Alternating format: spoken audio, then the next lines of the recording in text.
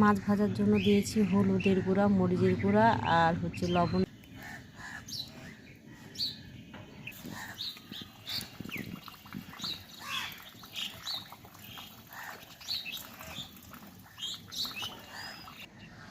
এখানে আমার কড়াই রেডি হয়ে গেছে। সরিষার তেল দিয়েছি। সরিষার তেল হিট করতে, যেহেতু আমরা সরিষার তেল খাই, সরিষার তেল দিয়ে বোয়াল মাছ রান্না করব।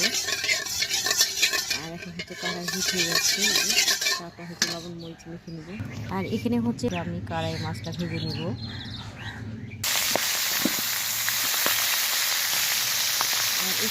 এখানে আমি সবগুলো মাছ একের পর এক ভেজে নেব, যেহেতু নদীর মাছ সেজন্য আর কি বেশি ভাজবো না, হালকা ভাজবো, যেহেতু বোয়াল মাছ সেই জন্য আর কি। তো আমি একা একাই রান্না করছিলাম আর ভিডিও নিচ্ছিলাম, যার জন্য একটু হয়তো ভিডিওগুলো নয়েজ আসতে পারি আর কি।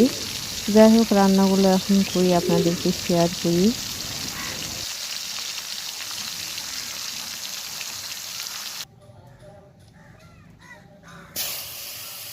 আর এখানে আমি পেঁয়াজ দিয়ে দিলাম, পেঁয়াজটা ভেজে নেব। তারপর আলু দিব। ব্রাউন হয়ে গেছে পেঁয়াজ, এখন আমি আলু দিব।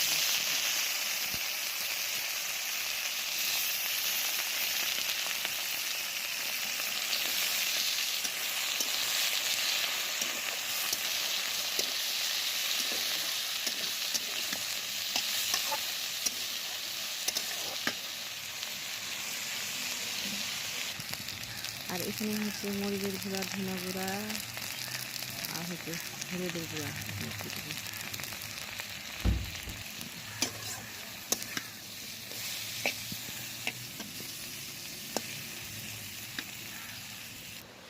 হালকা একটু কষাবো, তারপর ঢাকনা দিয়ে দিব, যেন একটু তাড়াতাড়ি হয় সেজন্য আর কি। যাই হোক, মাছগুলো ফুটে আসে না, আলুগুলো ফুটে আসে সেজন্য আর কি।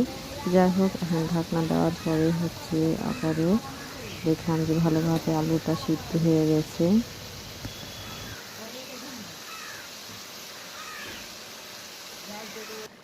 এখন আমার আলুটা প্রায় সিদ্ধ হয়ে গেছে।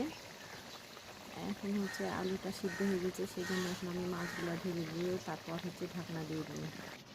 আর অল্প সামান্য একটু পানি অ্যাড করলাম, কারণ চুলার জাল যেহেতু, একটু পানি না অ্যাড করলে হয় না। এই যে আমার বোয়াল মাছের ঝোল।